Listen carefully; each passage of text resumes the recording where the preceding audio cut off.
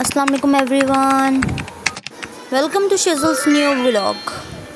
उम्मीद करती हूँ कि आप और आपके बच्चे खैर आफियत से होंगे।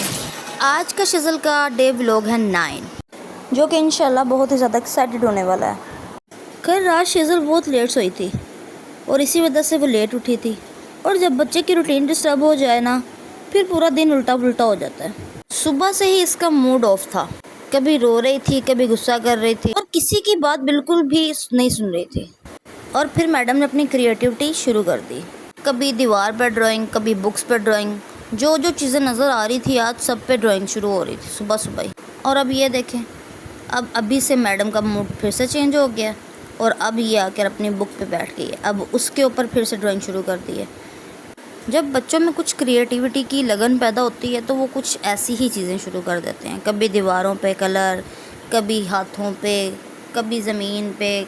और ये आज इतनी ज़्यादा ज़िद में थी कि मुझे खुद समझ नहीं आ रहा था कि क्या हो रहा है। बस इसी तरह से खींची जा रही थी, कह रही थी उठो मेरी बात सुनो। शायद इसका खेलते खेलते मुंह नीचे लग गया था, वो मुझे दिखाने के लिए आई थी कि मुझे यहाँ पे चोट लगी है।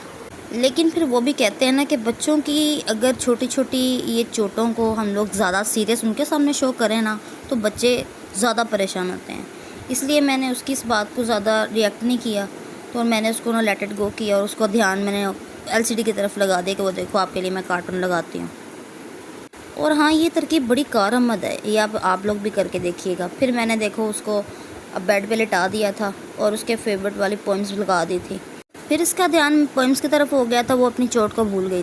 अपने बच्चों का ख्याल लाजमी रखें, लेकिन उनकी ये छोटी जो चोट होती है इनको उनके सामने ज़्यादा शो ना करें, जिससे वो बच्चे जो होते हैं वो ज़्यादा डर जाते हैं कि शायद कितनी बड़ी चोट थी, तो फिर वो उस चीज़ से ज़्यादा डर जाते हैं, तो फिर डिस्टर्ब रहते हैं।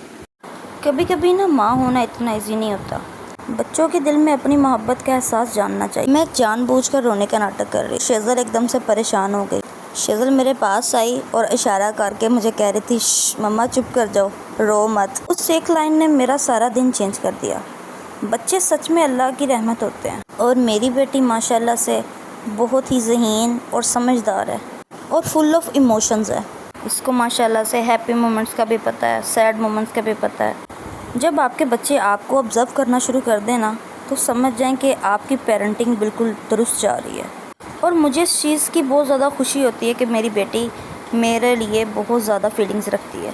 बहुत होगी इमोशनल बातें, अब कुछ फ़नी और शेज़ल की बातें करते हैं। मैंने शेज़ल को स्नैक्स दिए और साथ में उसको बुक पकड़ा दी, उसके कलर्स पकड़ा दिए। मैंने बोला साथ साथ ड्राइंग करते जाओ और साथ साथ खाते जाओ। ऐसा नहीं है कि ये सारा दिन बुक्स में रहती है, मोबाइल नहीं देखती, ये हरकतें दूसरी नहीं करती तंग करने वाली। बच्चे जो होते हैं इनको जितना भी आप पॉजिटिव वे में लेकर जाओगे, ये बच्चों की खसलत होती है, ये आदत होती है कि वो उसका उल्ट ही करते हैं। ये देखें, जैसा कि मैंने इसको बोला था कि आप बुक के ऊपर लिखो, लेकिन ये मैडम की आदत ऐसी है, ये बात के उल्टा ही समझती हैं। फ़ौरन से देखो अपने बाजुओं पे हाथ पे गंद मारना शुरू हो गई थी। ये कह रही थी कि ये जो टीवी पे कार्टून लगे हुए हैं इसको चेंज कर दो, ये मैंने नहीं देखने। अपनी मर्ज़ी की बातें पूरी करवाना इसकी आदत हो गई है। तो फिर क्या हुआ, हमें चेंज करना पड़ा और उसकी फेवरेट वाली पोइम्स लगानी पड़ी।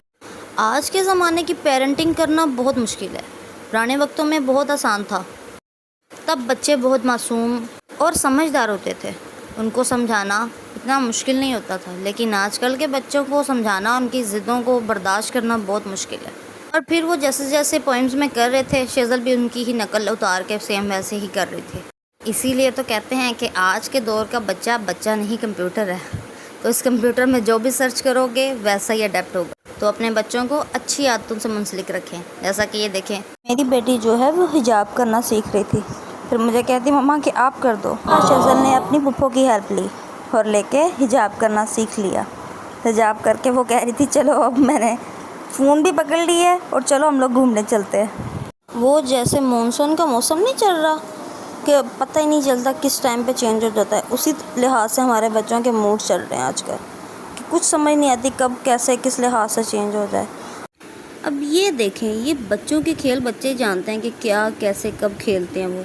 अब ये पता नहीं हेडफोन्स थे, ये क्या बनाया हुआ था इसने, वो लगाए हुए थे। और साथ में ये जो कपड़ों वाली टोकरी है, इसको मैडम ने अपनी गाड़ी समझा हुआ है, कभी इसको भगा के इधर कभी उधर। आज तो इस लड़की ने सारा दिन परेशान करके रख दिया है। इतना को मुझे परेशान किया है ना, कभी रोना, कभी गुस्सा, कभी नाराज़गी, कभी चिड़चिड़ापन। सोई भी थी तो थोड़ी देर के लिए, बहुत लेट सोई थी शाम के टाइम। जैसे जैसे बच्चे बड़े होते जाते मेरे ख्याल से उनकी ना माँ बाप को परेशान करने की, तंग करने की जो कैपेसिटी होती है ना, वो भी बढ़ती जाती है। उनके जहन में रोज़ाना की बुनियाद पर नए नए आइडियाज़ आते हैं कि हमने अपने माँ बाप को किस तरह से परेशान करना है, कि वो अपने बोलने की किस हद तक जा सकते हैं, कि हमें कब तक बर्दाश्त कर सकते हैं। पानी शेज़ल को नज़र आ जाए तो वो तो पागल ही हो जाती है इसको देख के, तो अपने कपड़े इस तरह से गीले करती रहती है रोज़ाना की बुनियाद पे।